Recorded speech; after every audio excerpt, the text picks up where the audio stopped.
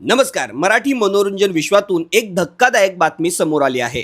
चला हवा येऊ द्या फेम अभिनेता अंकुर वाडवे याच्यावर पुसदमध्ये टोळक्याकडून हल्ला करण्याचा प्रयत्न झाला असा दावा त्यानं सोशल मीडियावर केला आहे आणि त्याचबरोबर फेसबुक लाईव्ह मध्ये सुद्धा ही सगळी त्यानं घटना सांगितली आहे. तो म्हणतो, नमस्कार, मला काही झालेलं नाही. पुसदमध्ये सिनेमाचं शूटिंग सुरू होतं. या सिनेमाचा भाग असणारे काही मित्र मला भेटायला आले आणि त्यांच्याबरोबर त्यांचे काही मित्र सुद्धा आले होते. त्यातील काही जणांनी मद्यपानही केलं होतं. ते आमच्या शेजारच्या घरावर लघुशंका करत होते. परिस्थिती चिघळू नये म्हणून आम्ही त्यांना रिटर्न पाठवलं.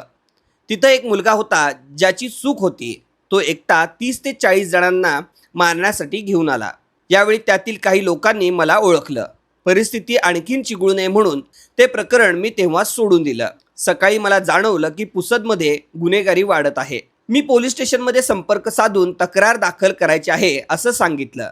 पोलिसांनी संबंधित तरुणाला बोलवलं. मी त्याला एवढं सांगितलं की ज्या घरावर तू लघुशंका करत होता त्या घरातील वहिनींची माफी माग. खरं तर या संपूर्ण घटनेतून मला एकच गोष्ट जाणवली की पुसदमध्ये वाढत्या गुन्हेगारीकडे प्रशासनानं गांभीर्यानं लक्ष देणं गरजेचं आहे. तर ही सगळी माहिती अंकुरने स्वतः फेसबुक लाईव्हवर येत सर्वांपर्यंत पोहोचवली. अंकुर चला हवा येऊ द्या मधून खूप प्रसिद्ध झाला.